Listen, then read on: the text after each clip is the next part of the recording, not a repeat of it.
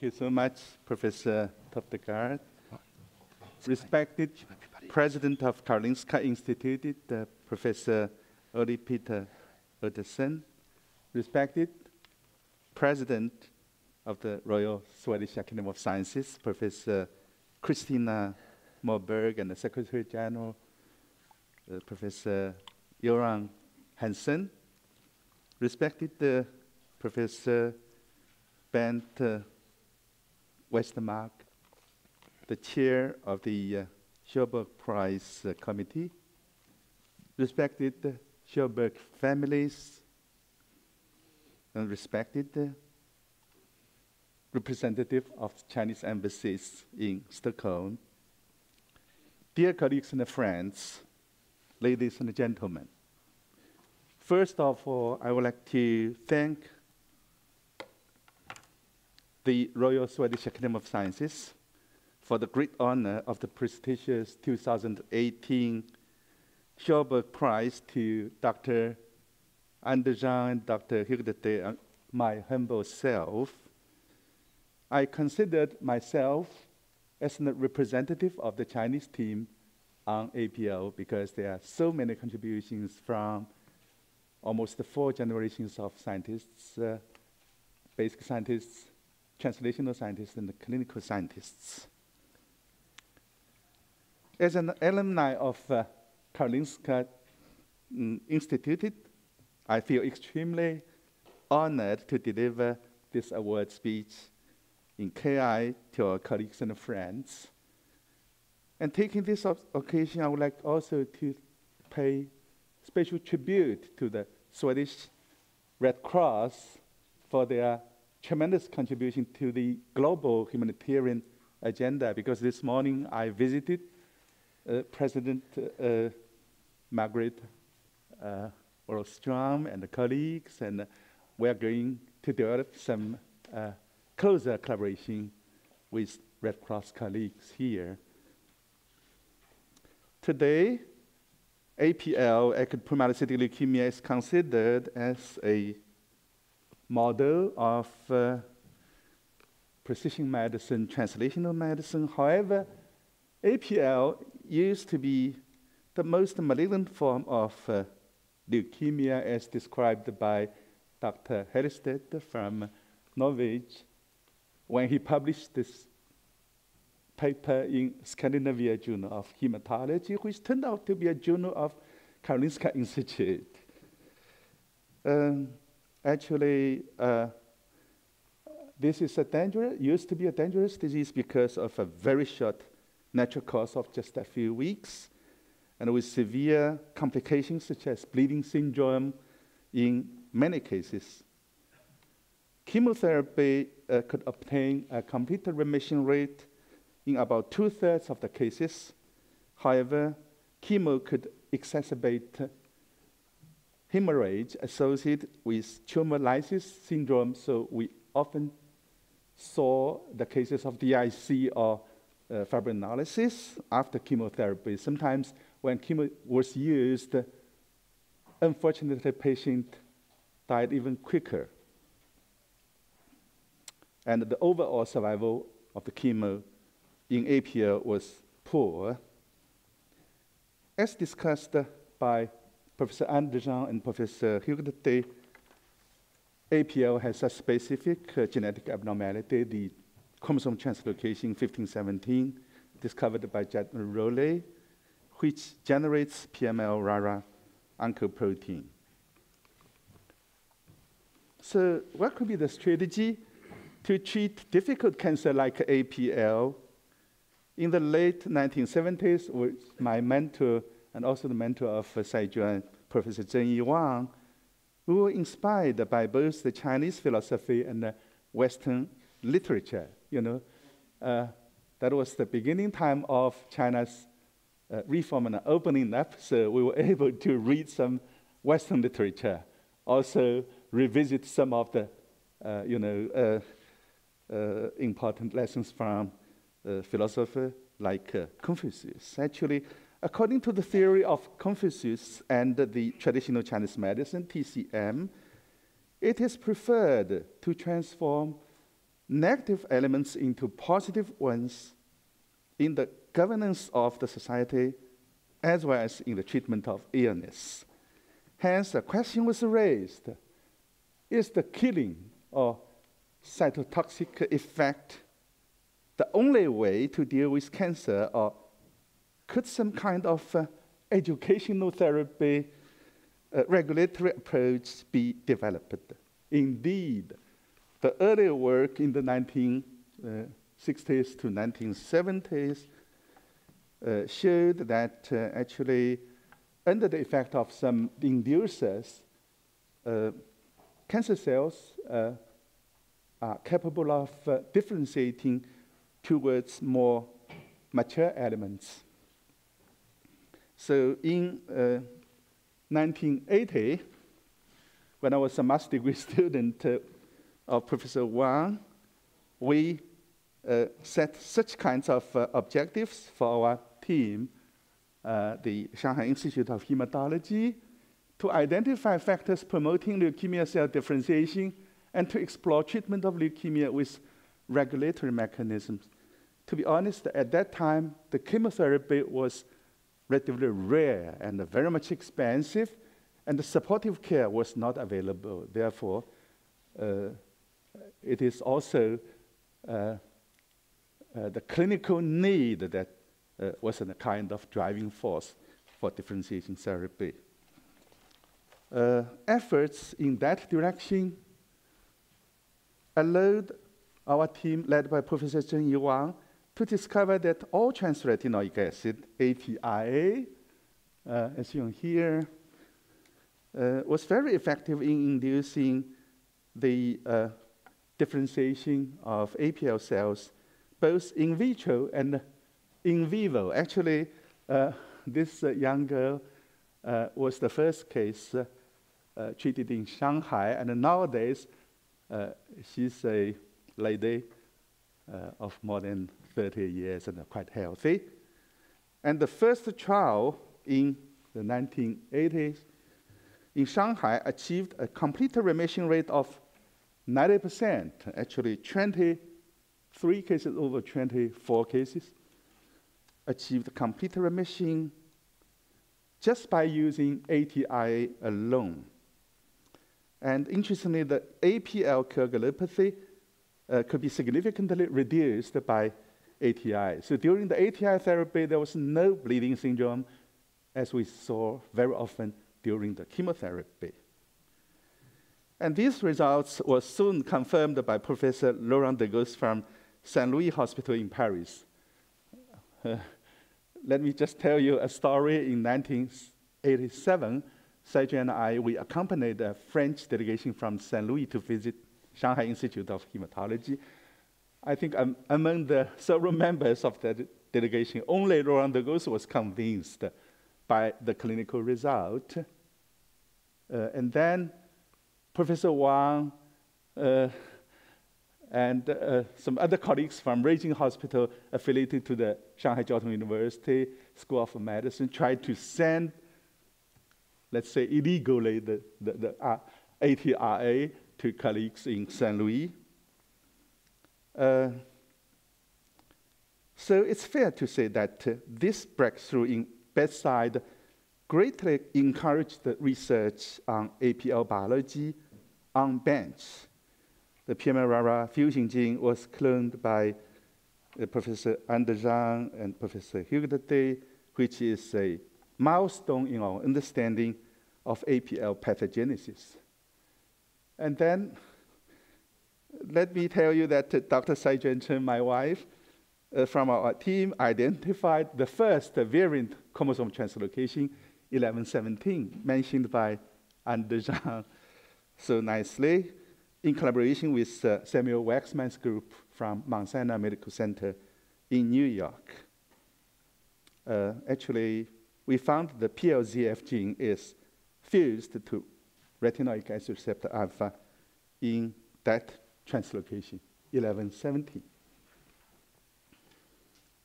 Interestingly, both PML-RARA and the PLZF-RARA have been found leukomogenic by several groups, including our own and Dr. Pierpaolo Pandolfi, and some other colleagues, but they differ from each other in terms of response to ATI, providing models for understanding the molecular mechanisms of ATI therapy, as already nicely elaborated by Professor and Jean. Actually, it is the PL0 part which bonds in higher affinity with the co-repressor complex, explaining why this subset of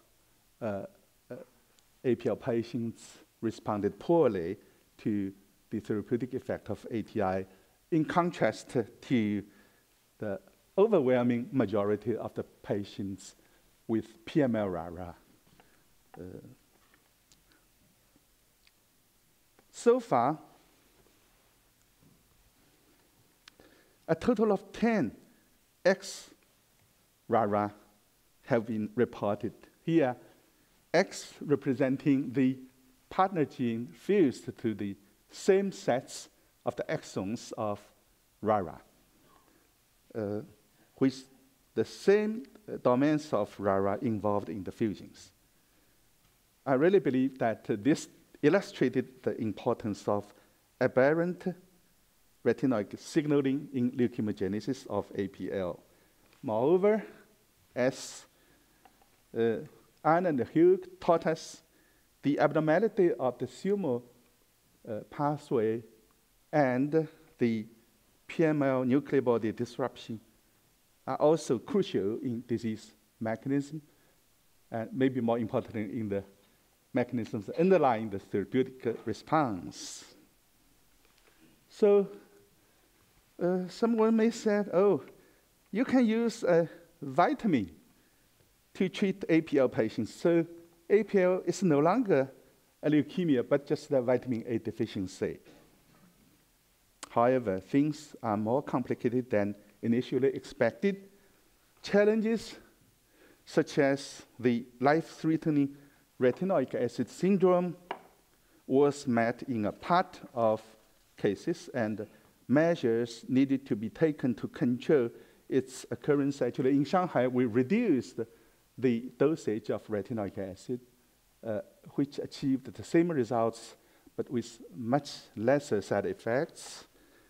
And a small subset of APL may be resistant to ATRA at initial diagnosis, such as those with PLZF, RARA.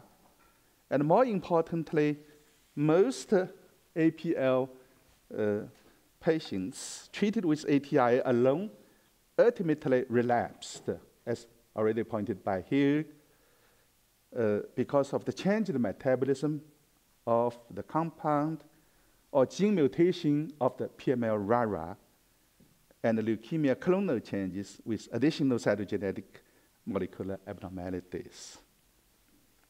We then found incorporation of chemotherapy into the post-remissional treatment can produce a long survival rate in about 50% of the patients in Shanghai. This approach was adopted by many hematology oncology centers in Europe, USA, and Japan, and in some recent reports, the 5-year disease-free survival or relapse-free survival rate could reach a very high level, 70% in some trials in Europe. However, the problem for us in the mid-1990s was that half of our APL patients, even after the treatment with ATI and chemotherapy, still got relapse. So what could we do?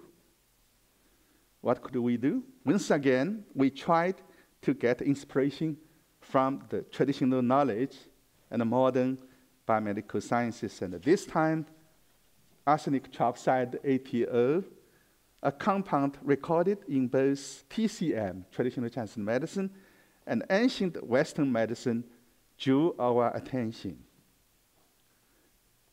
Since 1970s, Dr. Tindong Zhang from Harbin Medical University had been using a solution containing ATO and mercury to treat varieties of human cancer according to the principle of TCM, using toxic drugs to attack evil factors, if APL is considered as evil. And signs of good clinical response of APL were noted in his early work of Professor Ting-Dong Zhang. Fortunately, we established the collaboration with Harbin Group in 1994. That was the story told by Hugh, before his visit to us in 1995. So, indeed, our work showed that pure ATO, arsenic trioxide, induces APL cell apoptosis or differentiation in a dose-dependent manner, and interestingly, arsenic can target the PML moiety of the fusion protein, particularly the ring finger and B box star motifs. And in collaboration with Hugo Daday's team, we were able to show that arsenic can directly target the PML, and by doing this, induce the degradation of the PML-RARA oncoprotein. Let me come back to the translational work of arsenic. Encouraged by the initial biological data, we conducted the clinical trial of ATO in APL relapsed after ATI and chemo. Out of 15 cases, 14 achieved complete remission, suggesting that ATO has no cross-resistance with ATIA. And the leukemic cells from the only case resistant to ATO had lost PML-RARA transcripts as compared to the initial diagnosis, and this finding in even one case suggested that therapeutic effect of ATO could be dependent on PML-RARA expression.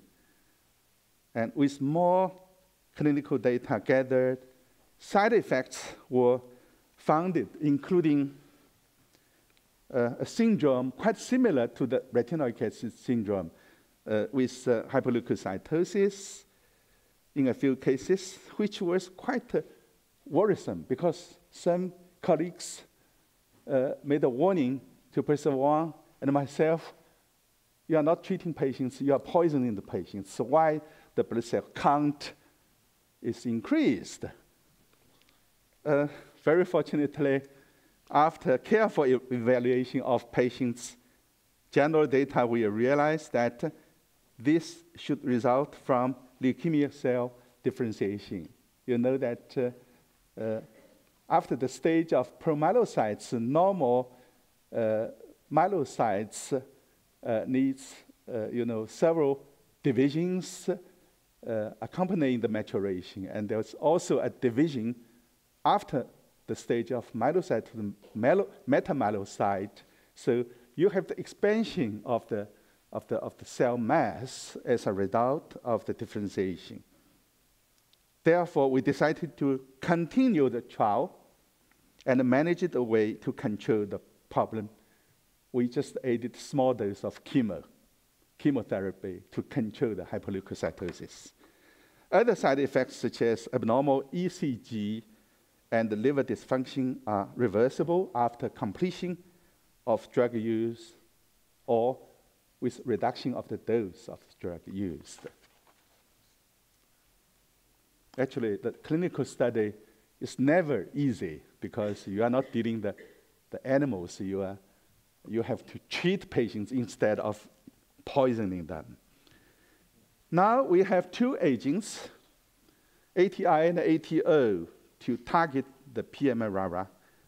In fact, when clinical trial of ATO was started, hypothesis was made by us and Hugh that ATI plus ATO might have synergistic effect. In 1999, our team reported that among relapsed patients, complete remission rates were about 80% in patients treated by ATO alone or ATO with chemotherapy. Notably, 5 cases treated with both ATO and ATI got complete remission. You may say, oh, just 5 cases, but that at least provided evidence that there's no additional side effects. So we can go ahead, maybe with newly diagnosed patients. And actually, a work led by Saijuan Chen in Shanghai found that ATO was also effective in newly diagnosed patients, and the molecular remission induced by ATO seems to be more durable than that by ATIA. In parallel, studies in APL animal models by Hughes and our own team suggested that combination therapy yields much better results than ATI or ATO alone. And this is the paper by Hughes' team, and we didn't have that sophisticated model at that time, so we used a different ascites APL models. We reached to the same conclusion that combination therapy should be better. So inspired by this data, we initiated clinical trial with ATI plus ATO for newly diagnosed APL in the year 2000. And this slide shows the regimen in which remission induction was carried out by using the 2 targeting agents, ATI and ATO, with chemotherapy as consolidation and then maintenance therapy using small dose of chemo and ATI plus ATO.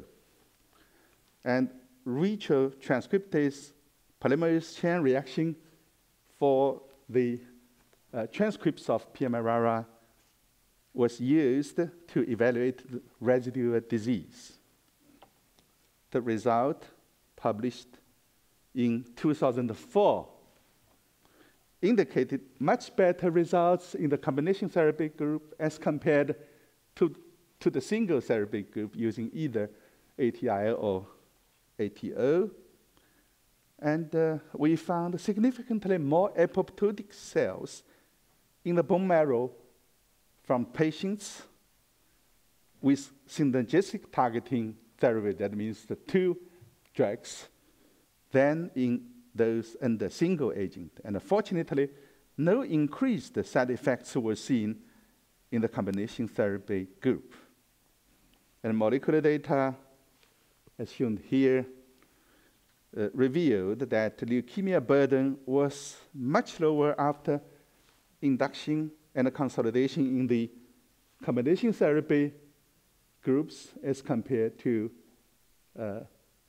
single therapy using either ATI or ATO after complete remission and also after the consolidation with chemotherapy.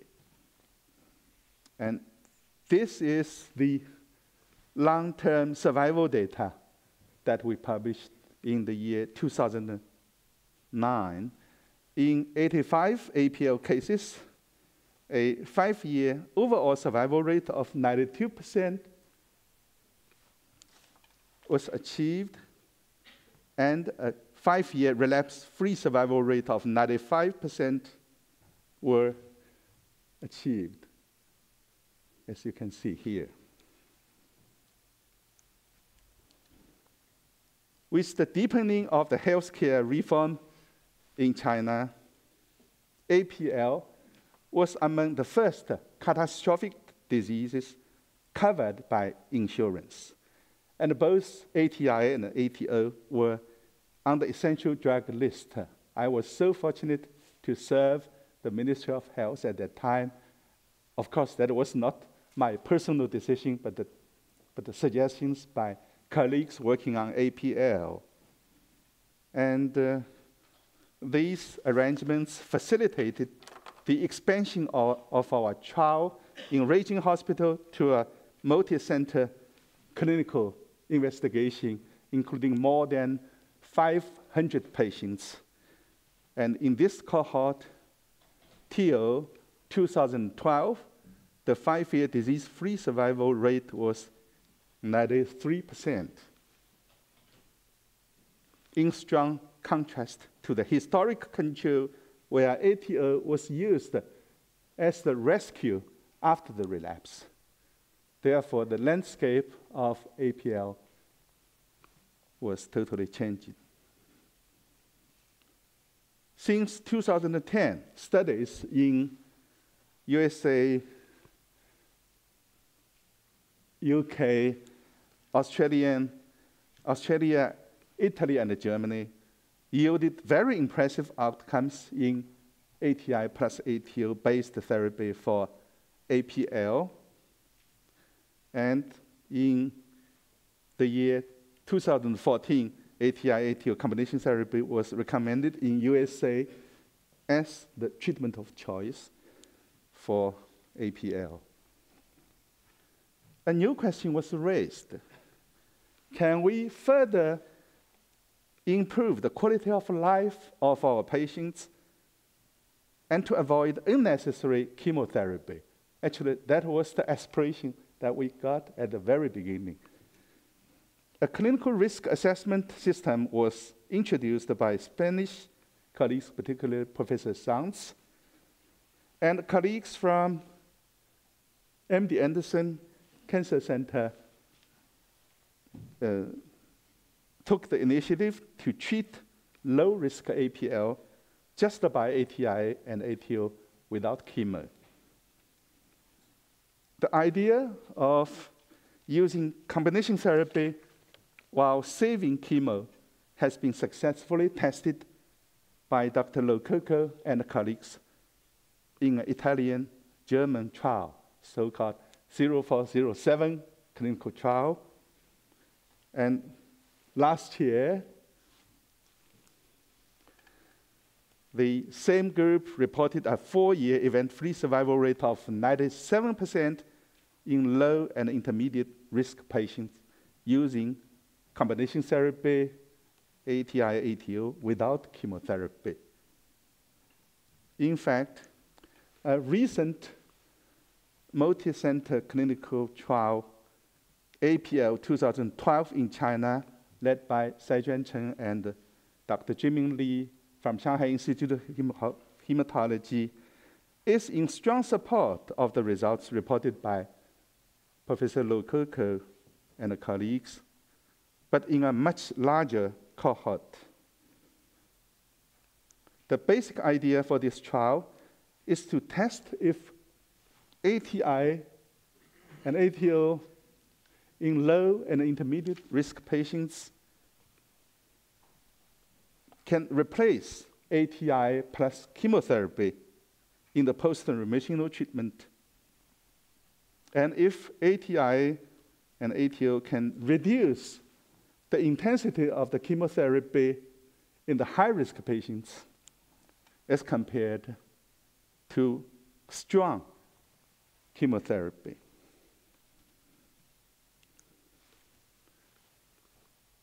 The good thing in China is that you really have a large number of patients.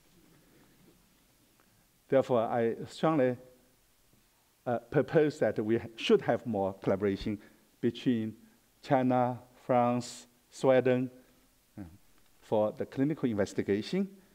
And among 949 cases eligible for analysis as of the end of last year, complete remission rate was about 97%, more exactly 96.6% after ATI plus ATO induction.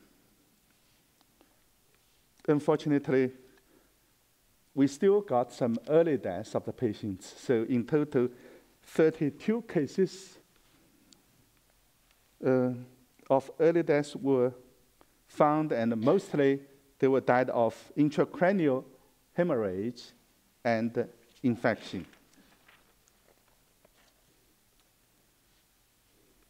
The 4-year overall survival rates in low and intermediate risk groups, as shown here, were 97.9% and 95.9% respectively, significantly higher than that of the high-risk group, which was 90.5%.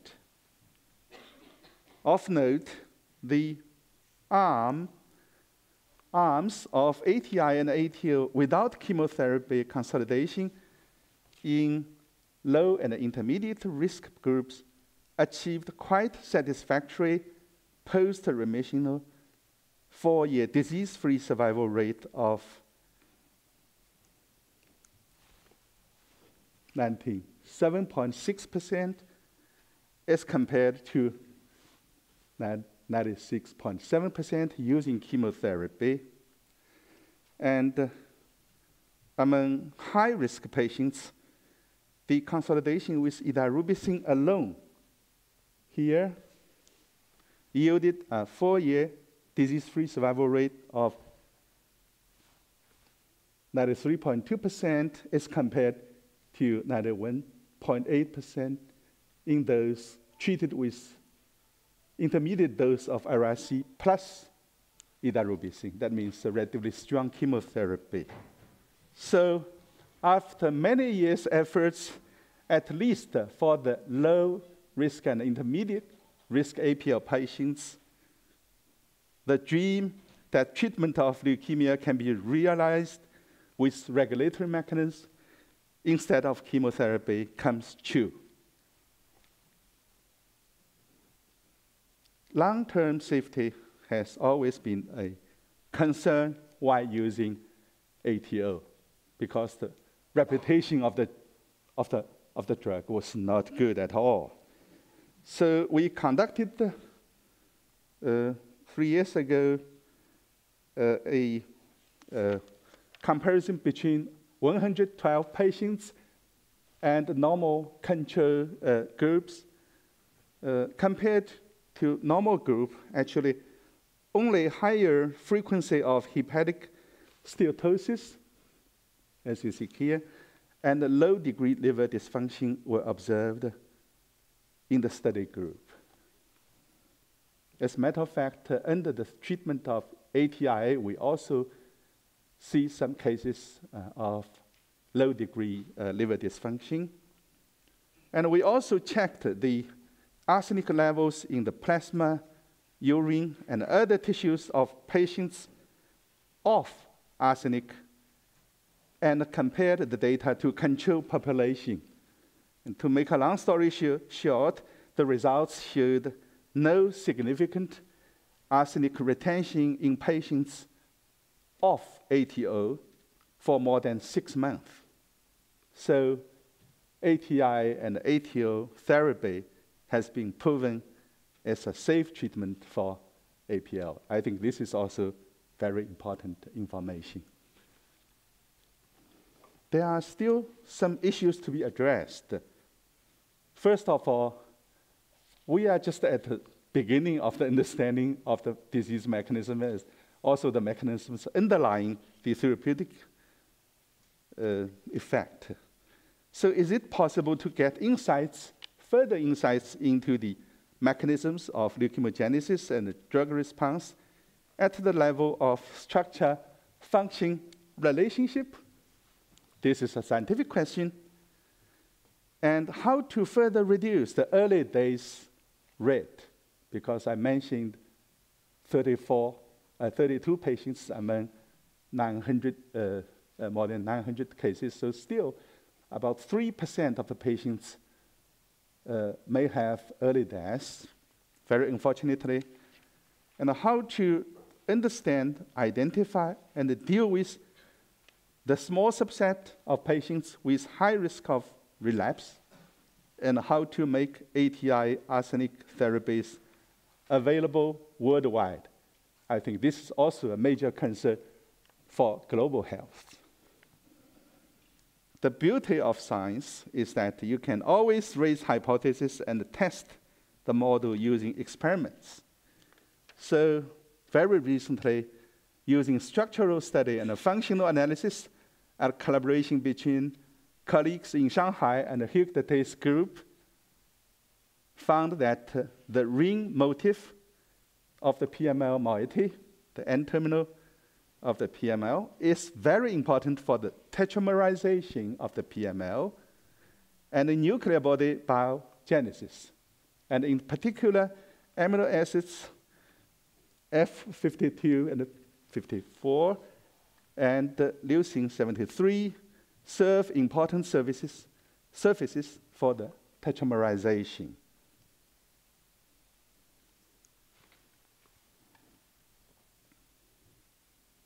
And when leucine 73 within the ring motif was mutated, then the leukemogenic effect of the PML-RARA was completely abolished, suggesting the importance of the tetramerization of the PML-RARA in the leukemogenesis. And as shown by colleagues from Paris,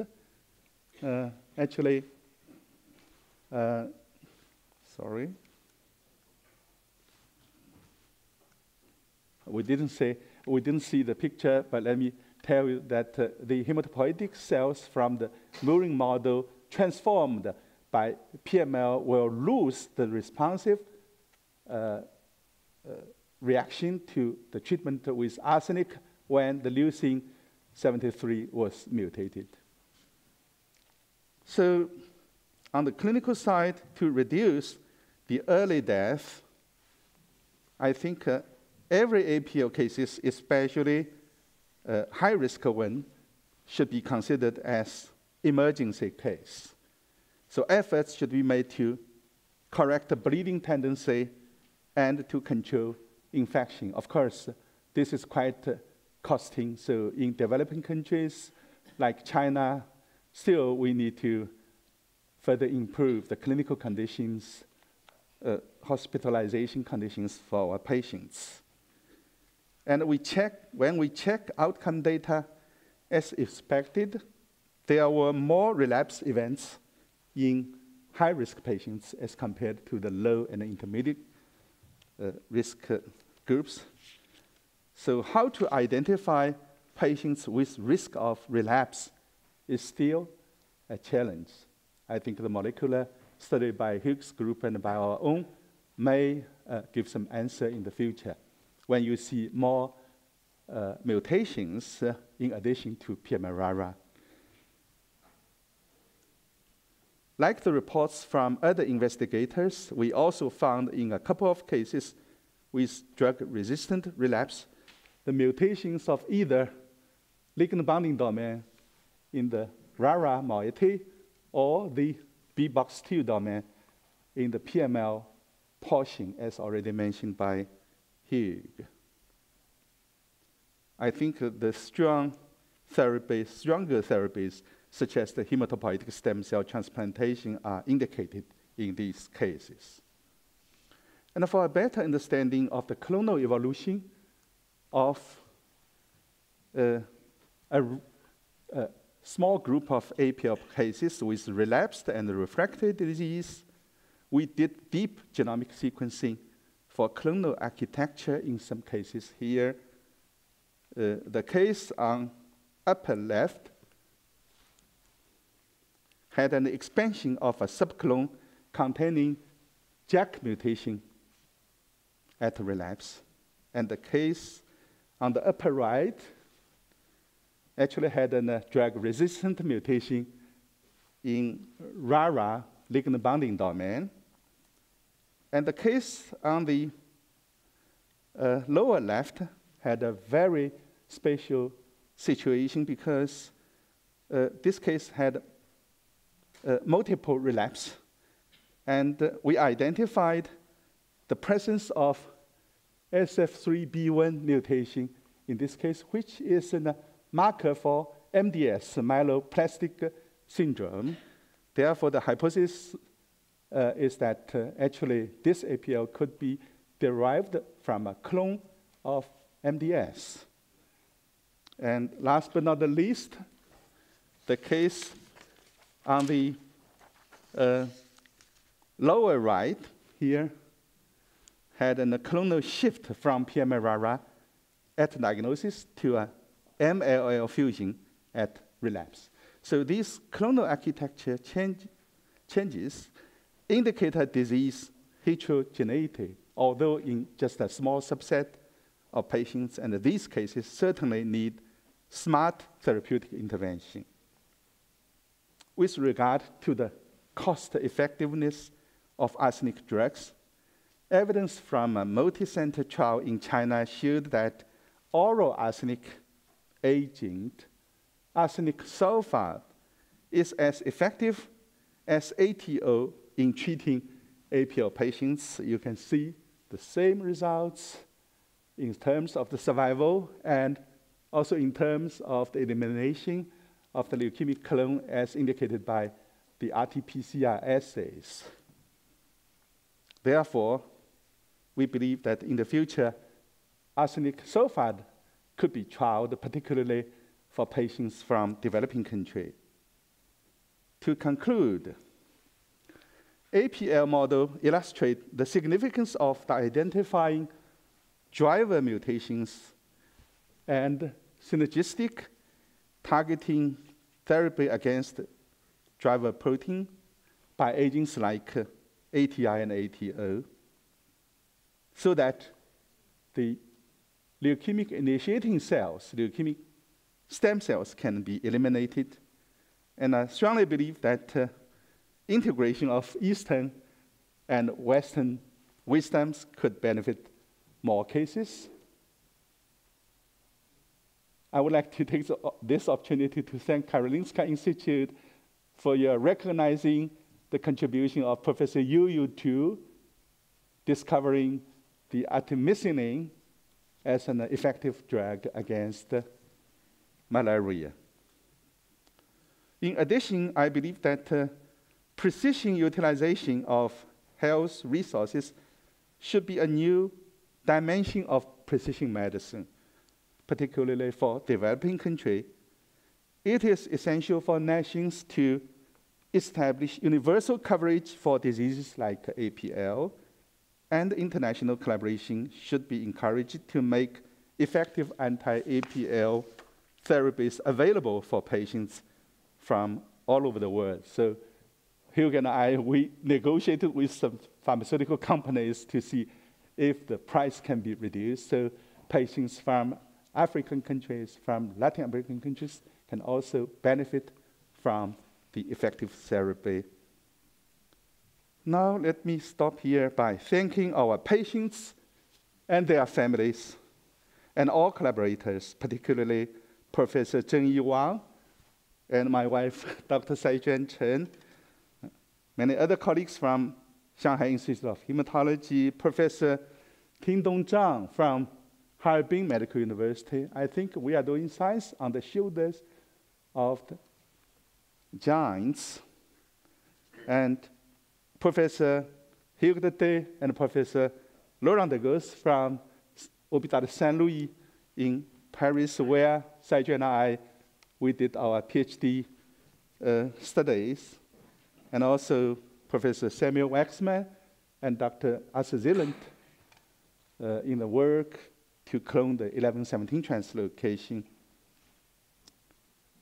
Actually, our hospital in Shanghai, Ruijin Hospital, affiliated to the Shanghai Jiao Tong University School of Medicine, used to be the largest hospital in Far East. And then there was a tradition of French speaking. So I would like to show this figure. This hospital was visited by His Majesty, the King of Sweden, I think 6 years ago. And Saijuan did a presentation of the APL work to His Majesty. I think this is also a symbol of the friendship between two nations, China and Sweden. And I think the example of APL illustrated the importance of the international cooperation. And finally, I would like to join Professor Andersson and Professor Hughes to thank you all for your attention and for your great support to our research work on APL.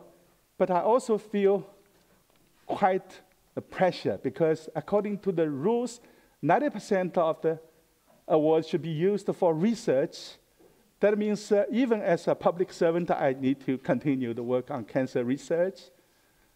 And on the other hand, as I told two colleagues from Swedish Red Cross, actually my part of the 10% will be donated to Red Cross Society of China, facilitating the exchange program among the young humanitarian workers. Thank you so much for your attention.